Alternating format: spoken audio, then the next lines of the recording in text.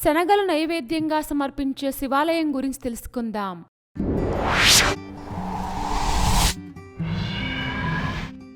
రుణముక్తేశ్వర మహదేవ్ ఆలయం మధ్యప్రదేశ్లోని ఓంకారేశ్వర్లో వెలిసిన రుణముక్తేశ్వర మహదేవ్ ఆలయం ప్రత్యేక సాంప్రదాయానికి ప్రసిద్ధి చెందింది.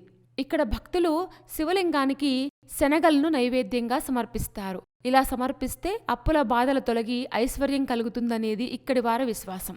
సాధారణంగా శివలింగానికి నీరు, పచ్చిపాలు, బిల్వపత్రాలు, తేనె, గంగాజలం వంటి పవిత్ర ద్రవ్యాలతో అభిషేకం చేయడం ఆనవాయితీ. అయితే ఈ రుణముక్తేశ్వర శివాలయంలో వీటితో పాటు శనగలను కూడా నైవేద్యంగా సమర్పిస్తారు. ఇలా శనగలను స్వామివారికి సమర్పిస్తే అప్పుల బాధల తొలగి ఐశ్వర్యం కలుగుతుందనేది భక్తుల విశ్వాసం. జ్యోతిర్లింగ క్షేత్రంగా పేరొందిన ఓంకారేశ్వర్లో ఉన్న ఈ ఆలయం మతపరంగానే కాక చారిత్రకంగానూ ఎంతో ప్రాముఖ్యతను కలిగి ఉంది. ఈ ఆలయ చరిత్ర మహాభారత కాలంతో ముడిపడి ఉందనేది స్థానికుల విశ్వాసం. రుణముక్తేశ్వర మహదేవ్ ఆలయంలో భక్తులు శివలింగానికి పాలు, బిల్వపత్రాలు, గంగాజలంతో పాటు శనగలను సమర్పిస్తారు. ఇలా నిజమైన భక్తితో శనగలను నైవేద్యంగా సమర్పిస్తే అప్పుల బాధలు తొలగి ఆర్థిక ఇబ్బందులు తగ్గి సుఖ సంతోషాలు, ఐశ్వర్యం కలుగుతాయనేది భక్తుల విశ్వాసం.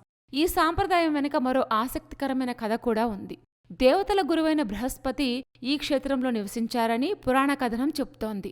పరమశివుడు దేవతలకు వేరువేరు స్థానాలను కేటాయించినప్పుడు బృహస్పతికి ఈ రుణముక్తేశ్వర క్షేత్రంలో స్థానం కల్పించారని విశ్వసిస్తారు. అందుకే ఈ ఆలయంలో ప్రత్యేకంగా శనగలు సమర్పించే ఆచారం కొనసాగుతోంది. నర్మదా నదీ తీరంలో ఉన్న ఈ ఆలయానికి ప్రతిరోజు పెద్ద సంఖ్యలో భక్తులు తరలివస్తూ ఉంటారు.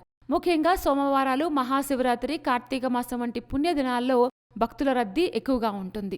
ఆలయ దర్శనానికి ముందు భక్తులు నర్మదా నదిలో పవిత్ర స్నానం చేసి అనంతరం రుణముక్తేశ్వర మహదేవుణ్ణి దర్శించుకొని శనగలను నైవేద్యంగా సమర్పించడం ఆనవాయితీగా వస్తోంది.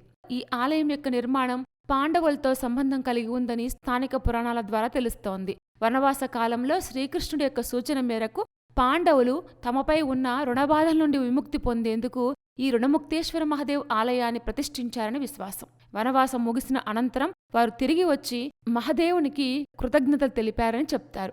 అప్పట్నుంచి ఈ ఆలయానికి వచ్చే భక్తులు కూడా శివలింగానికి శనగలను నైవేద్యంగా సమర్పిస్తూ అప్పుల నుంచి విముక్తి, కుటుంబ శ్రేయస్సు, ఐశ్వర్యం కోసం భక్తితో ప్రార్థించడం ఆనవాయితీగా వస్తోంది.